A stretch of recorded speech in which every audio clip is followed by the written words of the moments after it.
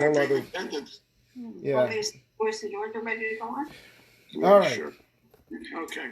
All right. So we are studying. Today is Tuesday, the 4th day of Iyar, and we're studying Shmuel Aleph 24:17.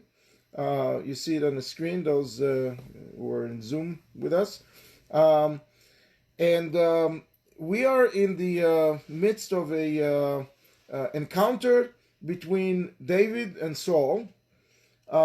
It's a very strange one, but was fruitful for at least a certain period of time. Saul is chasing David, right? Shaul is chasing David. He has 3,000 of his best men, best soldiers, running in the desert and looking for David. And then they had a rest stop. Hi, Joyce and George. They had a rest stop and in a cave, and David happens to hide. David and his men happen to hide in that exact cave, and obviously in those days the cave were not lit. So David was able to sneak next to Saul and cut the corner of his garment. And when Saul went out, he let him and his men go, a little bit of a distance so they can catch him if they want. And he turned around, got out behind them, and shouted and screamed to Saul. Hey, I was able to kill you and I didn't, and who are you chasing, and why are you chasing me, and why are you listening to all those people who are telling you things that are untrue about me and about my intentions. And here I just revealed I had a golden opportunity to get rid of you, and I didn't do that. And here's the garment to prove that I was really close to you.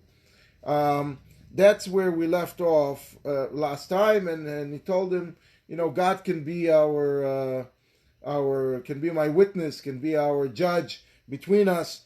That I really he can obviously see into my heart, and saw that I didn't have anything against you, and you can see yourself as well, because I was that close and I didn't do anything. So that's where we left off. We are in chapter 24, verse 17. ויהי ככלות דוד לדבר את הדברים האלה אל שאול, ויאמר שאול, הקולך זה בני דוד. So after David finished his speech that was heartfelt, telling him that I'm like a dead dog, I'm like a fly. Who are you chasing?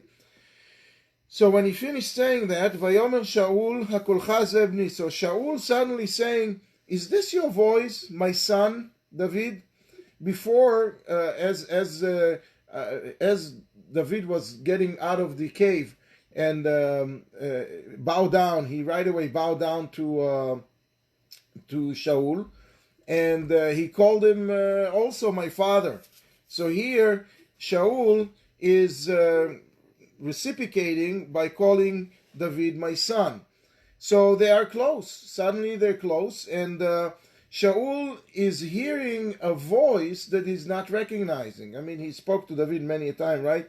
So what's not to recognize? He was hearing voices of his advisors before, and his advisors were telling him a whole different story about David and his intentions, etc. And here it's is that you, David? Is that really you? It's voices that I don't recognize. Vayisa Shaul kolo vayef, and his whole image of David really shattered, and he started crying. And the rabbis are telling us that he was crying about many things. He was crying about killing the entire city of Nov, throughout, accusing them of helping David in a revolution against him. He took David's wife Michal and gave her to another man. So his daughter, David's daughter was Michal. David's wife was Michal, which is the Shaul's daughter. And when David ran away, his daughter, the Michal, the wife, stayed behind. So Shaul was so upset, he gave Michal to someone else. And he was basically driving the whole country crazy, to say it lightly, standing in the middle of the desert with 3,000 men looking for a man that he's loyal to him, that didn't do anything. He was crying. This is the second time that someone from Saul's family is crying. Before that was Jonathan, right? When the chase started, when David finally realized that he needs to run, he made a sign with Jonathan in the field, right? And Jonathan came back and told him, "Yeah, you have to run because it's dangerous. My father wants to kill you." And they cried. Jonathan cried. So it's the second time that there was a cry from the family of Shaul, and they basically are crying that they, didn't manage to fulfill the need, to fulfill the objective of a king, a Jewish king can bring to the world, can bring to the land of Israel.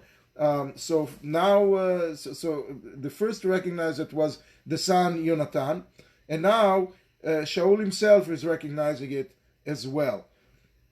Now, just so we understand, the Shaul with his demons flipped shortly thereafter, and because we're in it, let's just go back to it for a second. Later on, shortly after this event, he will be convinced by his advisors that there was nothing, that David really didn't protect him, or didn't do anything gracious or above normal. Because what happened was, David calculated that all of the 3,000 men were surrounding the cave.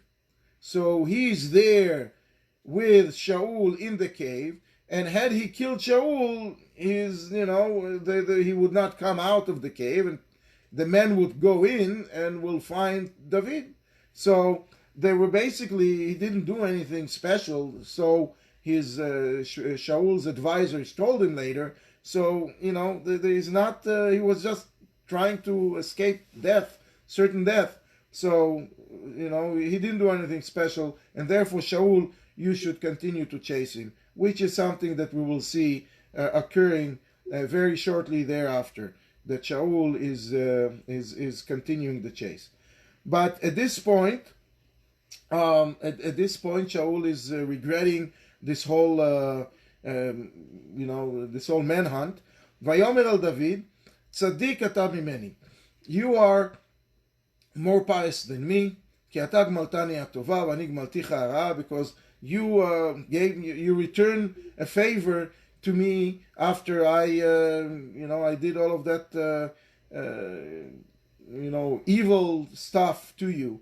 So ve'ata igata hayom et asher asita iti tova, and you told me asher sigarni Hashem bi'adcha v'lo agartani. So you, as you mentioned today, and as you he's really getting very emotional, that they're standing in this kind of a situation, that David was very close to him and was able to kill him.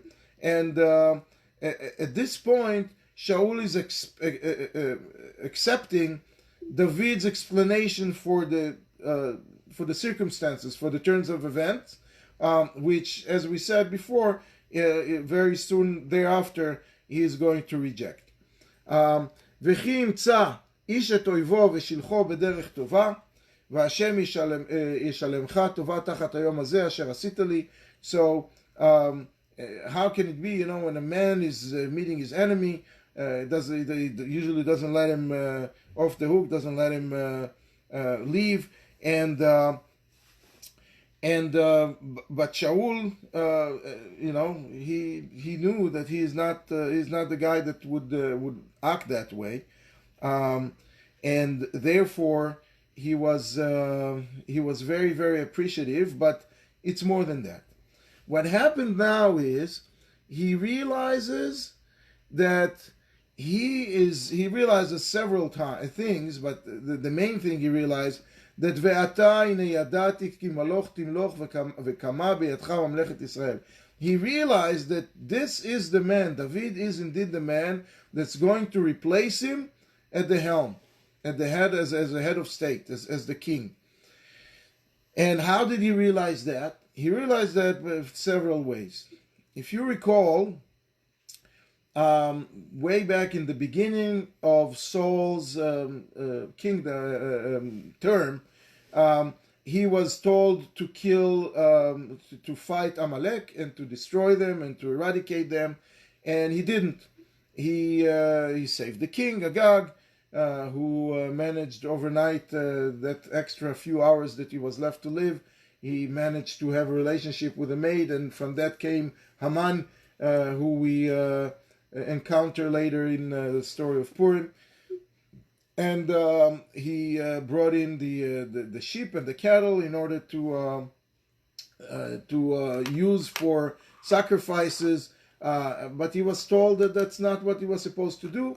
So at that moment, this was the last meeting between Shaul and Shmuel, the prophet, and Shmuel in that moment tore the garment, the edge of the garment of Shaul, and told him he was so. There is over there a question whether Shaul tore his own garment or he tore Shaul's garment. Most say that he tore Shaul's garment. As he was turning away, he sort of took a piece of the clothing with him, and told him that God tore the kingdom from you.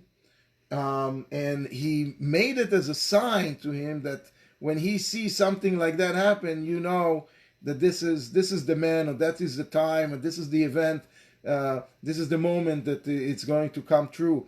So when David repeated the same act and cut the corner of Shaul's garment, he realized, sort of, it dawned on him, aha, that's what Shmuel was talking about. This is the man that is going to be replacing me.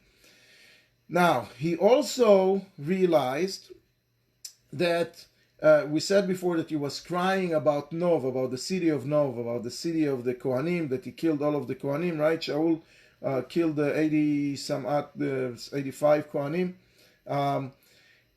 because of an impulse, because he suspected that they were going against him, because he was not, this is without real trial, he was just, he called them and he says, why did you help David? And the Kohen Gadol said, I didn't know, he's your son-in-law, what do you want me to do?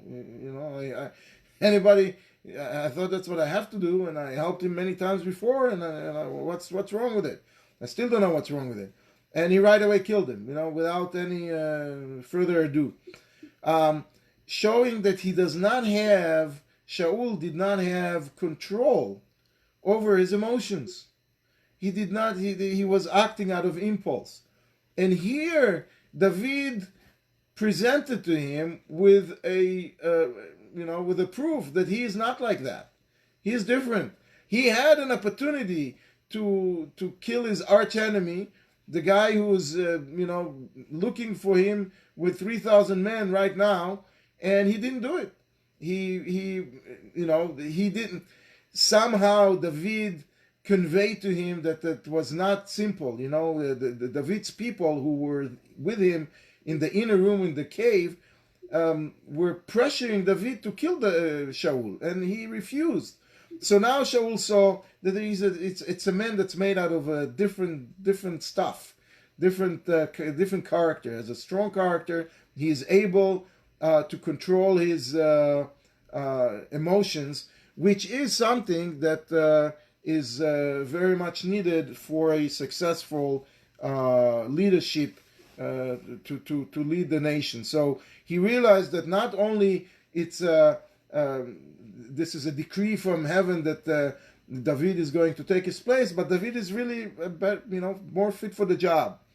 And finally, he realized, as he was hearing the discussion that occurred between Shaul and his men, that the men pressured him to kill David, and David refused, that he is also it's not only an impulse, the ability to control your impulses, it's the ability to withstand pressure. When you're in a position of leadership, you're never going to be able to satisfy everybody all the time, obviously. And you're always going to have people who will give you all kinds of suggestions that you need to be able to say no. And Shaul, in the very, very early stages of his term, was not able to withstand the pressure of the people. He would sway, the people thought that's what he told Shmuel. The people told me to do this, the people wanted me to do that, and that's why I did it, and it's not my fault. The people wanted to bring to save the lamb and the sheep to bring as a sacrifice to Hashem. What do you mean the people? You're in charge. You're supposed to tell the people what to do, not the other way around. And here is a man that can do that, and he realized, this is what who's going to replace me. He also realized that his son Yonatan was right all along. His son Yonatan was supporting David and was trying to tell him that David is a good person, and now he realized that that's what it is. Again, we see swings of mood so radical that Shaul had, which is not really good. When you have the as they say, you have the finger on the button, you better not have moods. And now, after he realized that David is going to replace him, he's coming with the supposedly strangest request. And the request is, don't kill me. That David will not kill him. He's standing out there with 3,000 best soldier in the army, and he's telling him, "Vatai shavali ba'Hashem, you should swear to me, please, in the name of God, im tachrit et zar'i acharai v'im tashmid et shmi mi beit avi, that you should not destroy my ancestors, my descendants, not my ancestors, my descendants, my kids, and you should not eradicate my name, the name of my father's household." He realized that this is something that can happen, and just like his son that requested twice or three times from David not to do it, now Shaul himself is asking David not to do it. Very, very strange, very heartbreaking, actually. Vayishava David leShaul, so David has no problem. He's swearing, "I'm not going to touch you. I never wanted to touch you, but if you want me to, I'll swear. Of course, I'm not going to do anything." So Shaul goes back to his home, and there is peace. One would think that now that there is peace, David can go back to his home, right? Back to normal civilian life. But David is smarter than that, and he knows his father-in-law, he knows the material, and he knows that this truth is not going to withstand, or he's suspecting is not going to withstand too much longer. So he is remaining at large in a desert, in a metzudah. It's a metzudah is basically a fort similar to metzada, same word, metzada, metzudah, right? It's a similar place, and it's in the similar physical location around there. That one of those cliffs, one of those mountains, that's where they were stationed. Now there was nothing there. It's a desert, as you know, and that's where he was hanging around, not going back to his home together with Shaul. That is the end of chapter 24. The next statement is, very, very sad and terrible. Shmuel is the death of Shmuel. Okay, it's chapter 25. Vayamat Shmuel, Shmuel passes away. Vayikabtzu kol Yisrael vayispedu lo vayikberu, and all of the Jews gathered and they mourned him, and vayikberu bebeto barama, and they buried him in his hometown, in his home actually, in the city of Ramah. Vayakam David vayered el midbar Paran. So where do we stand here? We're standing exactly 2896 years ago, in the month of Iyar, like we are, on the 28th day of the month of Iyar. Today is the 4th day, so in 25 days we will have the Yotzeit of Shmuel. And that is 4 months before the suicide of Shaul. So we are entering the last stretch of Shaul's life. Now that Shaul is recognizing that David is the one that's going to replace him, the genie is out of the box, so to speak. Shmuel anointed David about a year before that or so, in secret. And at the time nobody knew it, although rumors started to circulate. And now that Shmuel passed away, Shmuel wrote the book that we are studying now, the book of Shmuel. So as soon as he passed away, he was not able to guard that book, right, that writing, and the truth came out. So people started reading it. So the news about the story about the anointment of David got out very, very fast during the Shiva time, and there was the biggest person that passed away in the land of Israel prior to Shmuel was Yehoshua bin Nun, right? The man who brought them, helped them cross the Yarden and conquer the land. And Yehoshua bin Nun, when Yehoshua died, the people did not mourn him properly, and but here Shmuel had the proper respect. The Jews at the time of Yehoshua were just 14 years after they conquered the land. They were just settling in. They were just starting to understand how to run the country and how to run their own, their own land and their own fields, and they were busy. Now Shmuel is it's a different era. It's about 400 years later, and Shmuel was the one that never sat in one place, never sat in his home and waited for people to come to him. He would make the rounds. He was wealthy enough to be able to support himself, because his father Elkanah was a wealthy man, and he when his father died, he inherited everything and had enough to sustain and to support him. He didn't have to ask for a penny for his service, not even $1 a year, like some people nowadays do. Not even $1, not even a cent. And he would walk around from town to town and teach the people and judge the people and learn with them and show them the right way. And so people knew him. People met him. People didn't just read about him in some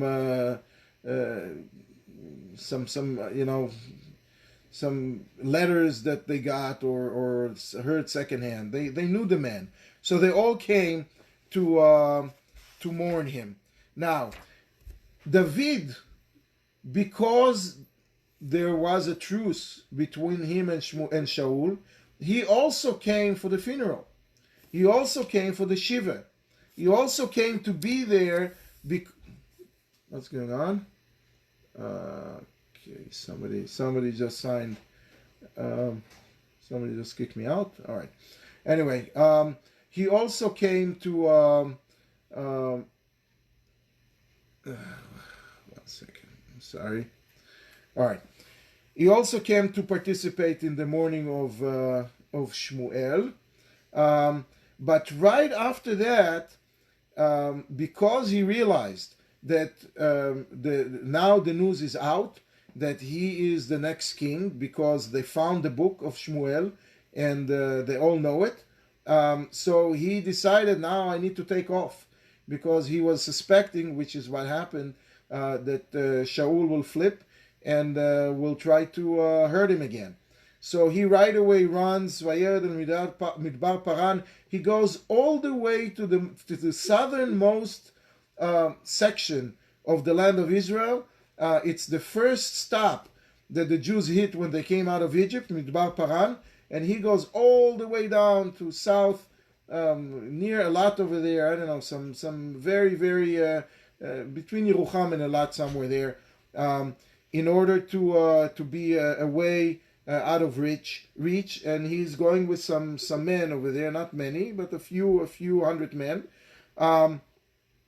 and very quickly he's getting into trouble in terms of what to eat, because in that part of the world you don't have, at least at the time, he didn't have a lot of 7-Elevens, and he couldn't buy food, and he couldn't find food.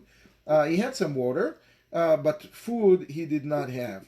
Now, just as a quick aside before we go into seeing what happened to him, there is the obvious question that should have been the last pasuk in the book of Shmuel, right? Because Shmuel died, but that's not so.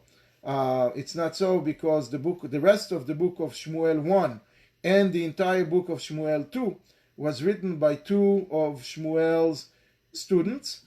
The names are Gad and Natan, and they're the ones that picked up, and they used the style of writing that Shaul used. So it's not obvious that those are 2-3 authors, and they continue with the describing the rest of the events as if it's all one author, which is pretty incredible. And they didn't really take much credit for it. Anyway, so David is. Let's see, is the rabbi in? Is the rabbi logged in here yet? Not yet. All right, so we'll continue, I guess, until he comes, right? So David is stuck way back in the bottom of in the south of Israel, and now we're starting a whole story. Long, takes I don't know, a long chapter, maybe even more. It's the rest of the chapter, and it's 43 psukim, which is long. As chapter goes here, and it's a whole description. Drar, Yeah. Do you hear me? There was an email from Karen that said the rabbi's class is not happening tonight. No, I know that the rabbi class is not happening tonight, but there is some sort of a Yom HaShoah something. Oh, okay. Sorry to interrupt. Okay. No, that's okay. So I don't know. Is the Yom HaShoah is in this Zoom or somewhere else that people need to go? Because I don't want to compete with the. Or Yom HaAtzmaut. I don't know. I don't want to compete with anyone. I don't know. We'll go a couple more minutes and then I guess we can wrap it up. Anyway, so Ve'ish B'Maon. So the story, I'll give you just the quick synopsis of the story, and we'll go into the 43 psukim, which will take probably a couple of meetings. But there was a man, a relative of David. His name was Naval. Naval was not his real name. Naval means a vile, scoundrel, piece of work or whatever, worse than that. A really bad man who was very wealthy. It says that... Drar, excuse me again. Drar, it's on an RZA website. It's not on this... it's not here. Okay, so I guess... Website. On the RCA website. Okay, so I guess we, it's probably going to be right finish now because that's the official shul schedule is in the RCA website. So we'll catch you next week at 8 o'clock. And thank you very much, everybody. Thank you.